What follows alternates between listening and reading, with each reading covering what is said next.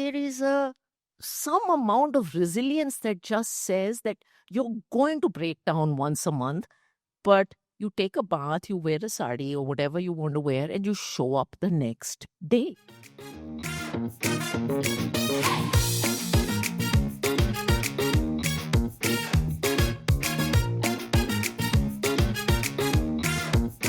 In our generation, it was all about breaking the glass ceiling. We were all very frantically trying to do that. In their generation, I feel that they're not breaking the glass ceiling, they're building their own bloody monuments. But I also noticed that there's a very different approach towards work, towards mental health in between these generations. Do you feel that too, Radhika? I don't want to be the old auntie who sits here and criticizes Gen Z. Oh no, please do it. Why not? Be honest. Because I'll my join. son is, I have a 3-year-old and he's part of Gen Alpha, and one day he's going to look at these videos and say, Mama, you too. No, but look, I think it's a fine balance. I think each generation is a function of the kind of India and the opportunities they were brought up in. You and I, we were brought up at a time, at least I was brought up in an environment where you just had to go to work because you had to put food on the table. And quite frankly, the idea of getting a job in a well-known company and getting a paycheck was very good. And we worked 100 hours a week. In fact, when I graduated from Wharton, we mocked people who worked 60 hours a week because we said, these are the lazy guys. Look at us. We work 100 hours a week. We give our Christmas and we give our Diwali. And we used to say that with great pride. And I think it was just a function of the fact that we didn't have choices. I think this generation's brought up in a far more abundant India, a more impatient India, a prosperous India, and they have choices and they can exercise them. And I think it's fantastic that they stand up for a lot of behavior in the workplace that honestly we couldn't.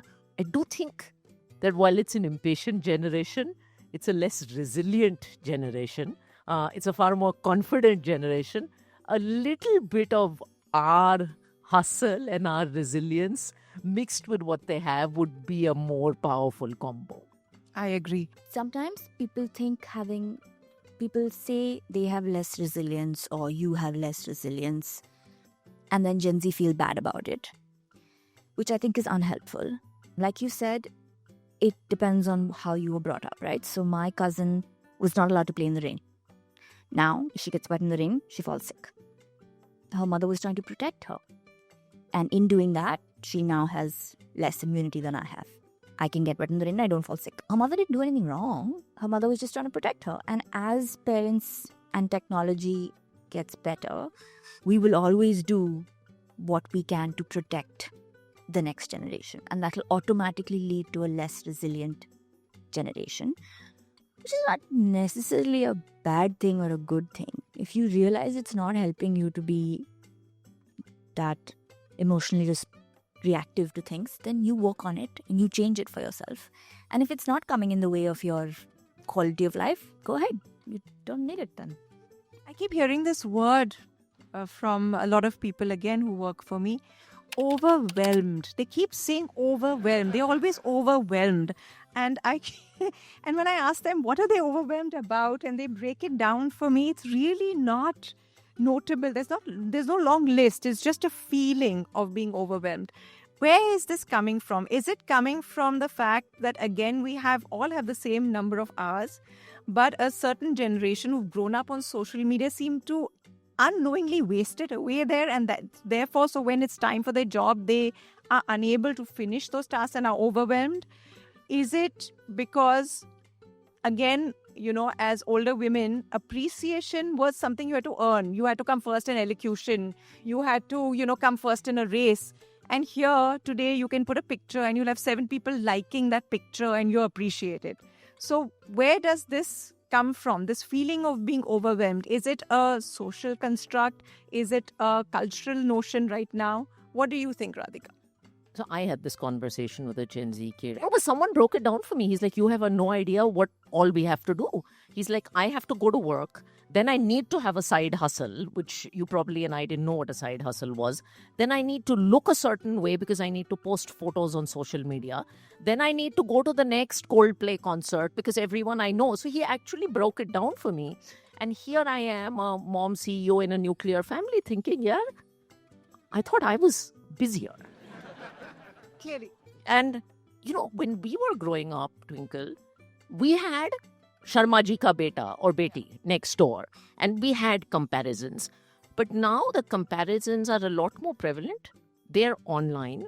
And I think Twitter makes everyone believe that everybody's making money in the stock market. LinkedIn makes everyone believe that everyone's getting promoted. And Insta makes everyone feel that you have the perfect marriage. So this is the world out there. The reality is, and I always tell every woman I meet this, once in a month at minimum, I want to kill someone. I am having a breakdown. I'm either unhappy about my work, or I'm unhappy with my husband, which is more than once in a month, or I'm irritated with my son, or a maid has quit, which is my current situation. I'm going to interview a maid after this. This is the reality of my existence, and it is the reality of all our existences. And I think there is some amount of resilience that just says that you're going to break down once a month, but you take a bath, you wear a sari or whatever you want to wear, and you show up the next day. And it's I okay. think that is the most important thing. We are all filled with, not only are we overwhelmed, though I don't ever use that word, but we're also filled with self-doubt, and still you have to show up. You have to show up on the page. You have to show up, in a meeting. You have to show up on stage. It's not like we come here full of confidence, but somehow, whatever you're feeling that day, you still have to show up. And I was asking you just before we came onto the stage that do you get nervous when you have to go and talk to people? And you said that I do when I have to talk to, investors and 2,000 people or 200 people, whatever it is. What do you tell yourself at that point? So, the secret is that till 2017, I dreaded the idea of holding a mic. It used to fill me with fear because I'd never held one before. And when I took on this role, I realized that a mutual fund CEO, because you're talking to so many investors, is basically an unpaid public speaker. That's what we do for a living. So the answer is, I actually spent 2 years learning public speaking. And I think That's amazing. it's something that all of us can do. We work hard in school and college, and then suddenly we stop at 21. But I spent 2 years learning public speaking. But when I walk up to that stage, and, I was just addressing 2,000 people in Jaipur last night. I came back today morning. The thought is always the same. I'm so fortunate to have that 2,000 people audience. God, make sure I'm good enough so that it's worth their time. That's the thought that comes into mind. And I don't want that nervousness to go away. That 3 minutes of anxiety when you hold the mic and clip it on in your sari and figure it out, I never want it to go away because it pushes you to be your best on stage. What about you, Ira? What do you tell yourself when you're nervous? You do a lot of public speaking. You are now, you have a podcast and etc. What do you tell yourself when that self-doubt creeps in? So I used to wing it going on stage, and then I realized it's a terrible idea. Practice.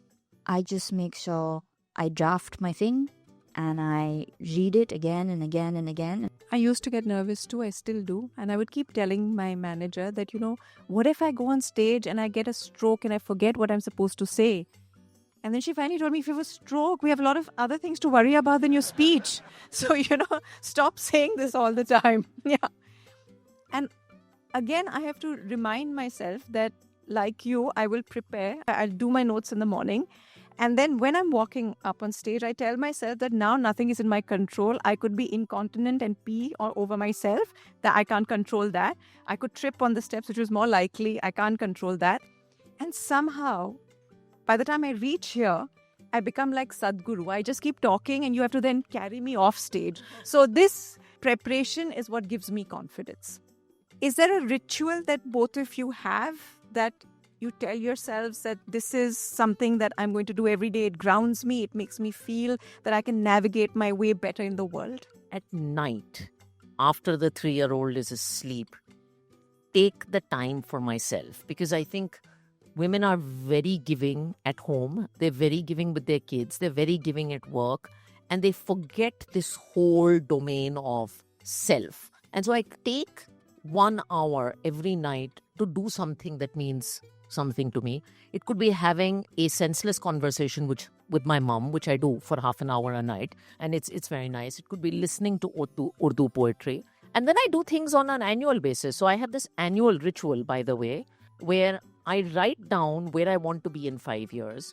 And I write down what I'm good at and what I suck at in life. And I think about what I'm going to do to make that bridge happen in the next 5 years. And the ritual has really worked for me. So the things like learning public speaking and many of the things, it gives me actionable things to work on myself, because we all do hard work. We all do family stuff. What about self? What about personal growth? Who does that? So I have this annual ritual that I actually do in December, and it's worked wonders for me. I've had rituals and then stopped doing them and then started doing them and then stopped doing them and then started doing them because it's hard to stay consistent. But I think what I've realized is there are a couple of things that I have realized work for me. And so then when I catch myself slipping or feeling overwhelmed or any of those things, I know that I can fall back on them. What I do to ground myself is to make the decision and then do it. But Gen Z has one important thing that I feel that, we didn't have. It is the ability to go up and ask for what they want and demand it and be entitled that they deserve it. Yeah. We didn't have that. So I think that is a wonderful thing. We can't put down this generation. This is something we had to learn the hard way. You decided at one point at 33 that you're going to go and say, look, I want to be the CEO. How did that come about? Because we were not brought up like that, at least, women of a certain age. Oh, yeah, we were told. Sorry, I actually think y'all set it up for us in a way. I mean, we did all the hard work. I have to admit, most of us and the women before us. Yeah, but you guys really did a lot of the hard work. And I think I was talking to my psychiatrist about this also. She was like, my generation has friends who are much older than us. Whereas she was like, I didn't hang out with any of my parents' friends. And most of my friends who I like hanging out with, most are my parents' friends. And the only reason we can talk to you guys is because y'all are cool enough to talk to us. we're cool. Oh my God. Um, Here I thought we were just decrepit, but yeah, we're cool. But coming back to you, I feel very good right now. I know, na? We're cool. I mean, yeah, younger people. I've been told by a 27-year-old that I'm cool today. Yeah. I'm pretty much done for the day. I'm at an age where I thought, I'm invisible to the younger people. But yeah, that's great. So coming back to you, what gave you that courage to say, look, I want to be CEO and walk in there and demand it and then get it? Look, I'm from a world where they taught us girls कि जितनी, that stupid saying, जितनी चादर है उतने पाँव फैलाओ, right? And like the pundit tells you to walk slowly at your wedding because you have to look demure. That's what I was told, and I walk very fast. Now, what gave me the courage? I was working on a large project, a merger of some mutual funds, and they were looking for a CEO, so that became very obvious. And a ton of men were raising their hands, and I could see it. And somewhere I realized, dude, I am competent. So I spoke to my mother. And, my mother is very good at giving me false sense of self-confidence because I was 33, only woman, and no experience in the mutual fund industry. But she says, you go in there and you think of yourself as Bachchan and you say some really dramatic line. And so I actually said some really dramatic line. I was like, I promise you, I am the least competent candidate on experience, but the most competent one on passion. And I said some mad line like that. And I got this job. Now, Amazing. but I don't think I got it because of the Bachchan line. I got it because I was good at what I was doing. But the problem with us women is we have this belief that there is a knight in shining armor who is going to see that Radhika is such a good employee. She is doing such good work. Let's go give her that CEO role, even though she's never asked for it. There is no knight in shining armor. You are the knight. You are the armor. So please go and ask. And I think the only thing that comes in the way is a 3-letter word called ego. And I always refer to that Tata Sky ad कि पूछ डाला तो life जिंगा लाला. Anyway, if you don't ask, it's no. Wow, that's really inspiring. On that note, we're going to open it up for questions. I have a question for all three of you. What is something you do on the days you need to get yourself out of a funk? And then go shower. That works. I'm going to try that. That seems fairly simple. That's easy enough. combination of wearing a nice sari, a big piece of chocolate cake, and red wine, one of these three things, if not all of them, I think these are pretty good solutions to a funk. And then going to sleep. I have a tendency to overthink, overreact. And I have learned as I've gotten older, not everything needs to be solved today. Not every message needs to be responded to today. Some things can just wait till tomorrow and you will take better decisions tomorrow. I actually think that for a creative person, self-doubt and self-esteem have to constantly juggle. If you have too much self-esteem, you're going to write rubbish on the page and think it's great. And if you have too much self-doubt, you'll never get that word. So you have to constantly juggle these two. For me, what works is if I'm in a very bad mood, I'll sit down, I'll do some pranayam where I look like I'm a buffalo going and then I'll remind myself of all my past successes. And that I was able to do all of these things, and that means I'll be able to do them again. Because that is self-doubt. I could do that, and especially in a creative field, because you don't have a formula. You don't have any sort of absolute guarantee, a manual. So you have to just remind yourself, I did it yesterday, I can do it tomorrow. And if you keep doing that again and again and again, and your successes start lining up, then you have this formula which kind of shakes you out of it. As women who have accomplished and who have done so much and are in a particular way of influencing a lot of other people, how are you paying it forward, or how are you mentoring? I am a huge believer in role models. As I said, I was searching for pregnant CEOs who were women, obviously women pregnant CEOs in India when I was one, because I was just looking for an example that it could be possible. So I genuinely believe we need more role models. I think there are two ways I'm trying. One is to share authentic stories on social media. And I think through my pregnancy and after that, I've been telling those stories, and some of the men ask me why I have pictures of bringing my baby to work. And I'm like, if you only read the number of comments of women on LinkedIn who get a little hope in that moment, or who think it's possible to have a kid and a career, you wouldn't ask me this question. So I think all of us have the ability to pay it forward by sharing our stories. And they look trivial to you, like taking your kid to work looks trivial to you, but it's probably not trivial to that one person who's struggling and listening. And the second is in your own organization. So we are now 30% women at Edelweiss Mutual Fund. It's still not 50%, but it's well higher than the industry average. And we have many women who are CXOs, and all of them have had kids and continue to be CXOs. And I think that just sends a very positive signal. I think Tweak itself, platforms like this, where we interact with other women, where we have powerful women, strong women who come here and talk about their experience, is one way of giving back. The other way, and I think there are multiple ways, we try and do it in different forms. I write a lot about women, about the issues that normal women face, issues I face. And on a private note, I try and fund as many, I would say my charity is primarily geared towards educating the female child. These are the ways that I pay back to uplift everybody else. I think everyone should have not just a seat at the table, but to get a delicious meal to eat at that bloody table. And this is the way we're doing it.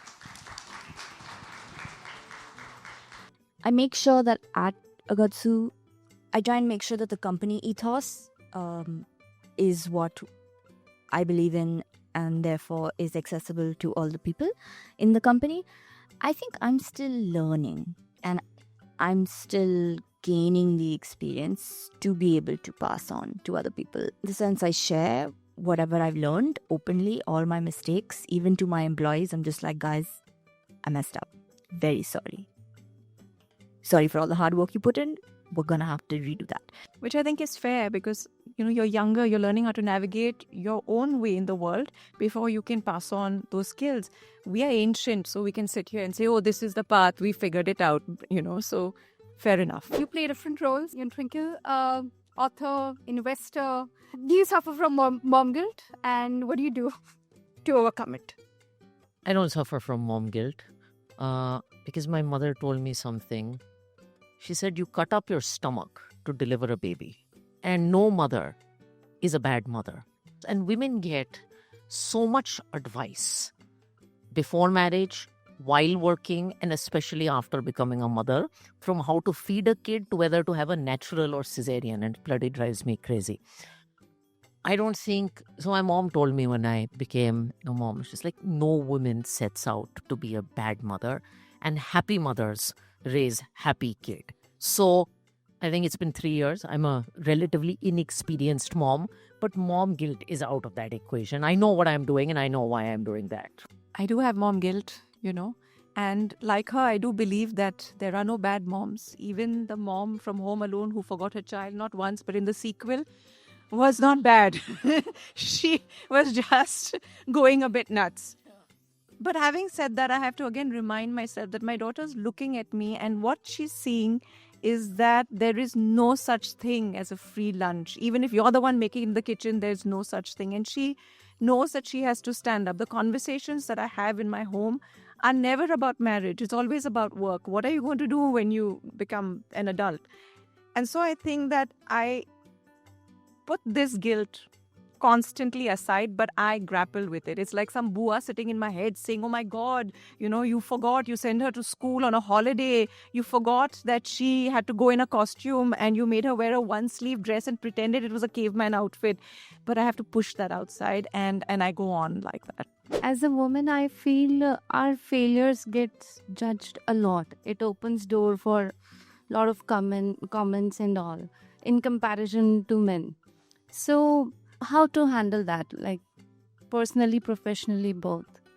I've been very public with talking about failure, and I think it's not a woman thing. I think it's a man and woman thing, and I think it's an Indian thing where we tell kids, work hard, study, get into a good college, then you'll get a good wife, then all of this, and you'll settle down one day, and nobody's really settled. But in a population of 140 crore people, remember, you are bound to fail. You will fail at something. So I think it's about time we start taking the concept of failure less personally. It happens to all of us. It's a country with multiple gods. Even gods get rejected in India. The second is, I think finding a support network really helps. So the biggest mistake I made in my early 20s was I just didn't have people to talk to, because I had this facade that I'm great, I'm class topper, I don't need to talk about failure. I think having a support network, having conversations like this really helps. And the third suggestion I would have is, don't fall in love with anything so much that if you don't get it, there's nothing else left. You know, I always say there's option B, C, D, E, F, G in life. If you don't marry the man of your dreams, get the job of your dreams, get the school of your dreams, most of us are living some version of option H, J, S, T, and we are cool. Are you living the perfect options? You're cool. I'd like to suggest that you try something out. Go try a class or something that you've never done before, and experience looking stupid, feeling stupid, making mistakes in a low stakes environment. So go for a class of something you've never done before with people you don't know, so that you look really silly in front of all these new people. Let them judge you and get used to failing and looking silly in something that is not high stakes, and then you realize it's not so bad. It's okay. It hurts a little bit, but you get over it. I think I failed rather publicly when I was very young. You know, I was on the silver screen in a job that I don't think I was suited for. And after that, I became sort of thick-skinned. I don't look at failure as a pothole. I look at it as a trampoline. I get in there, I jump, I bounce back. And that is my formula to dealing with failure. Thank you. As I grew older, I genuinely felt I'm short on time. I haven't done enough, and I want to do everything I haven't done right now. So I have no intentions of slowing down.